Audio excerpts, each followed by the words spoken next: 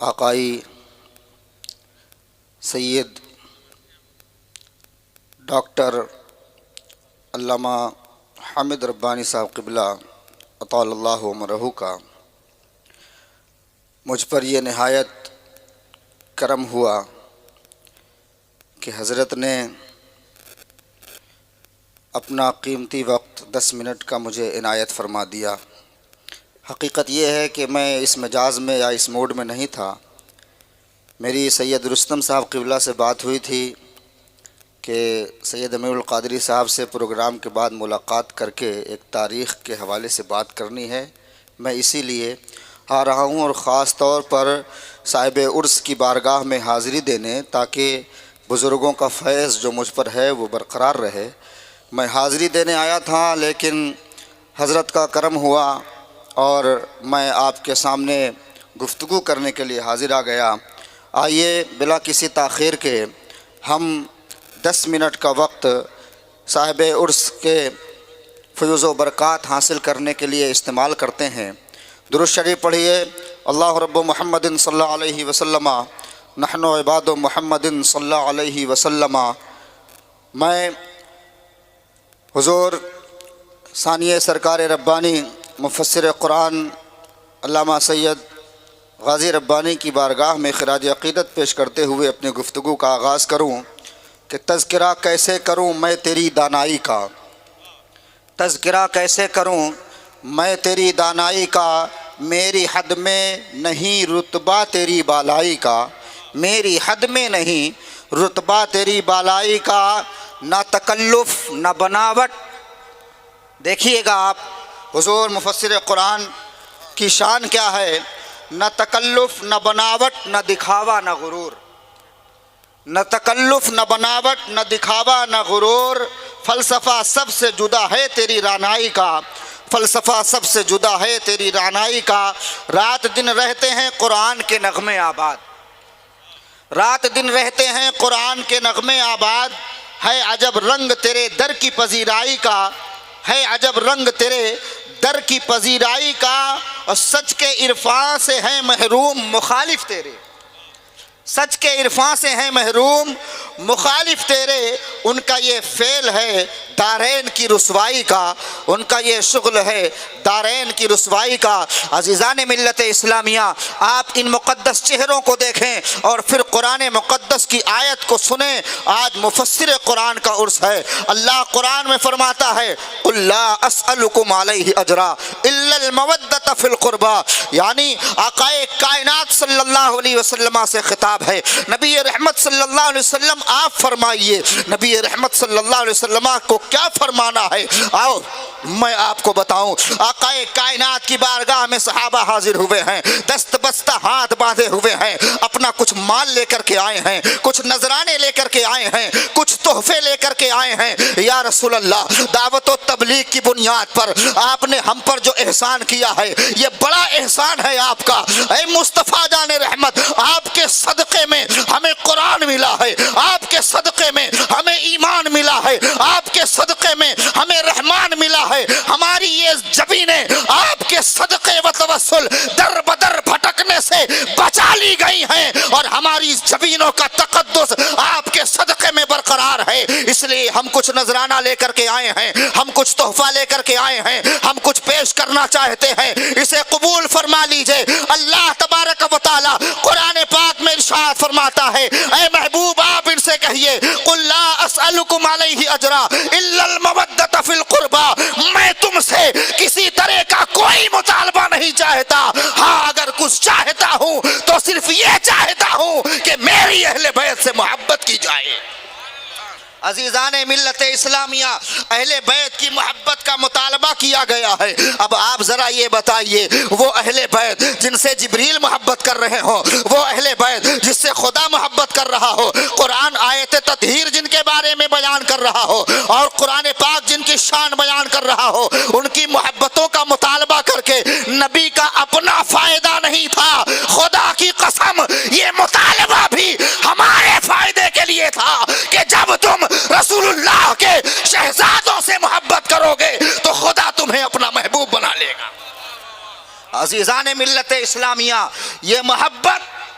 ہمارے اپنے فائدے کے لیے تھی، اس لیے کہ اہل بیت، اللہ اللہ، ان کی شان کیا بیان ہو،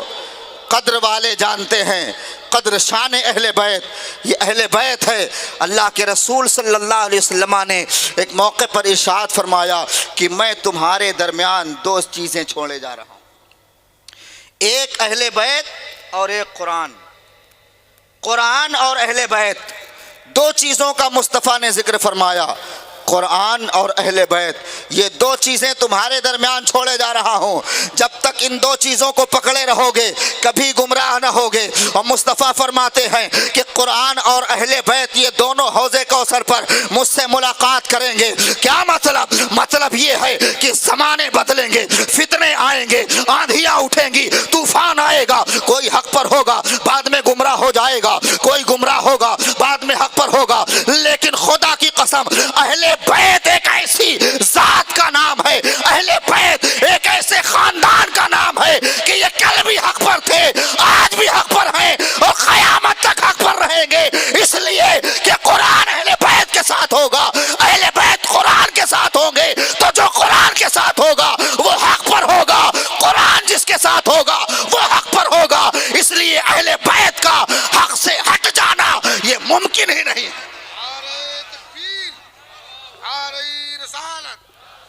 عزیزان ملت اسلامیہ، آج طرح طرح کی باتیں کی جاتی ہیں، آج طرح طرح کے فتنے اٹھائے جاتے ہیں، آج طرح طرح کے سوال کیے جاتے ہیں، مگر میں ان ظالموں کو بتانا چاہتا ہوں اہل بیت سے محبت یہ دارین کی سعادتوں کی بات ہے، یہ ہمارے نصیبے کی بات ہے، جسے چاہا در پہ بلا لیا، جسے چاہا اپنا بنا لیا، یہ بڑے کرم کے ہیں فیصلے، یہ بڑے نصیب کی بات ہے۔ اہل بیت کی عظمتوں کو دیکھنا ہو، ان سادات کے مقدس چہروں کو دیکھو اور ان کی عظمتوں کو دیکھنا ہو تو صاحب عرس کے فیوز و برکات سے مالا مال ہو کر کے یہاں سے چلے جاؤ، آستانے مفسر قرآن میں اپنے دامنوں کو پھیلا دو، اس لیے کہ سرکار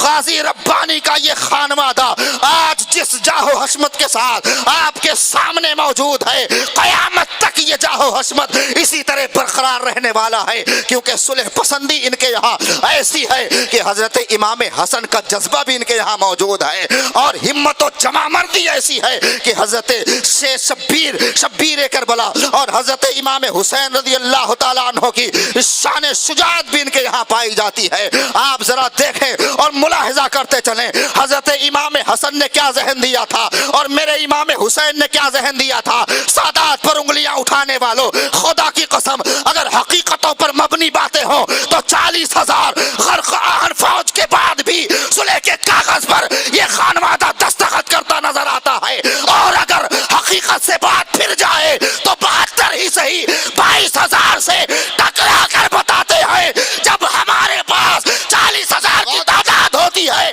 تب بھی ہم حق کے ساتھ ہوتے ہیں، اور جب فقط 72 ہوتے ہیں تب بھی حق کے ساتھ ہوتے ہیں، اس لیے حق ہمارے ساتھ ہے، ہم حق کے ساتھ ہیں۔ نعرہ تکبیر، نعرہ رسالت، عظمت اہل بیت، عظمت اہل بیت، عظمت خانوادہ ربانیہ، عرس حضور مفسر قرآن، مسلک اعلیٰ حضرت، سبحان اللہ سبحان اللہ۔ عزیزان ملت اسلامیہ، حق اہل بیت کے ساتھ ہوگا اور اہل بیت حق کے ساتھ ہوں گے، یہ خیال اپنے دل سے نکال دیجئے۔ کوئی بہکانے والا بہکا رہا ہو، کوئی فتنہ کرنے والا فتنہ کر رہا ہو، اس کے منہ پہ جواب دیجئے کہ جس کے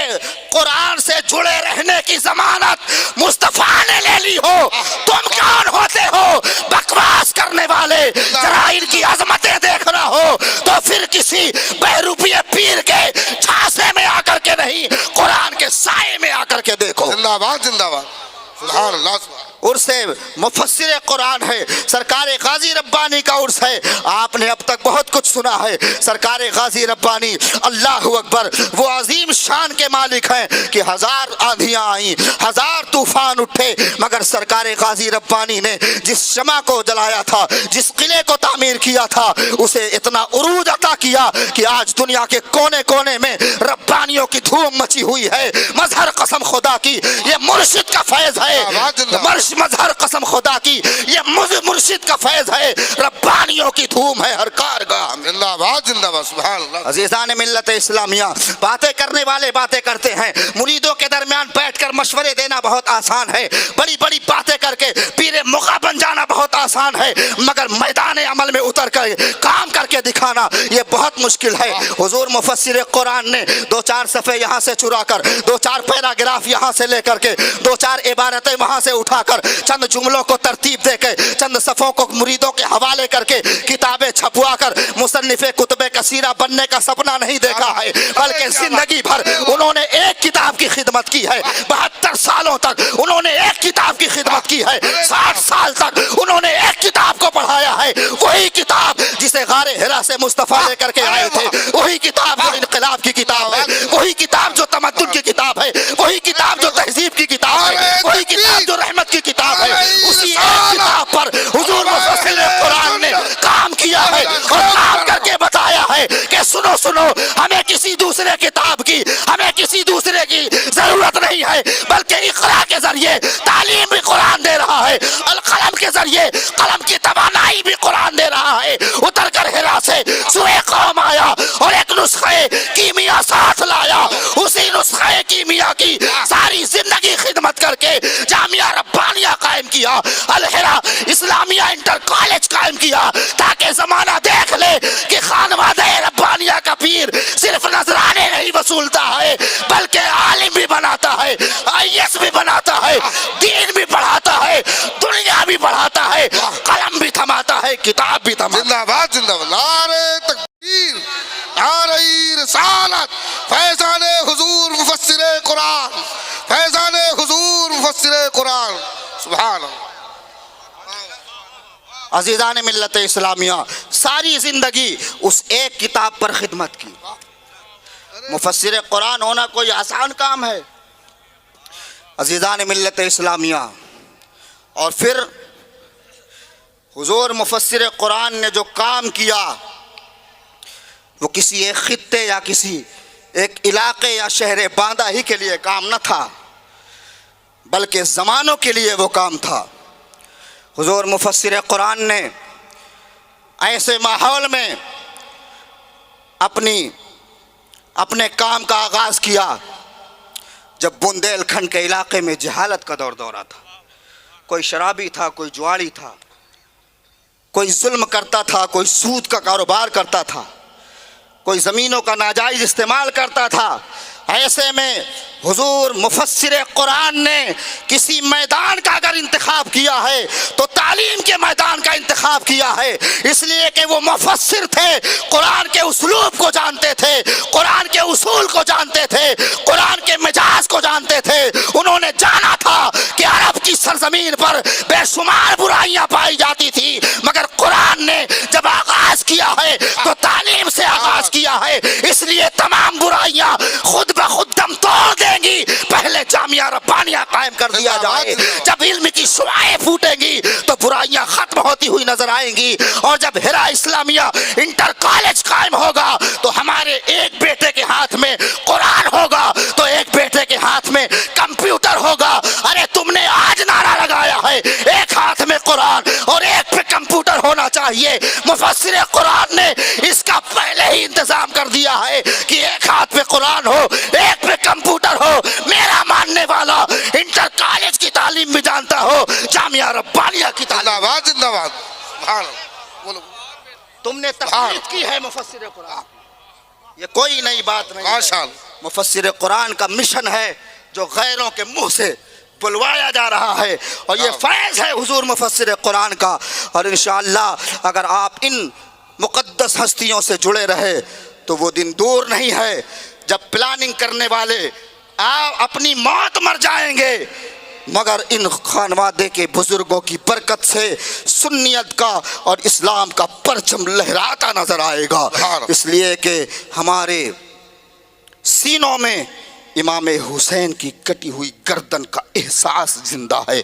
جب تک یہ زندہ رہے گا ہمیں کوئی مار نہیں سکتا ہے۔ حضور مفسر قرآن کے عرس کا فیض ہم سب پر جاری اور ساری رہے۔ استغفر اللہ لی ولکم اجمعین۔ السلام علیکم ورحمۃ اللہ۔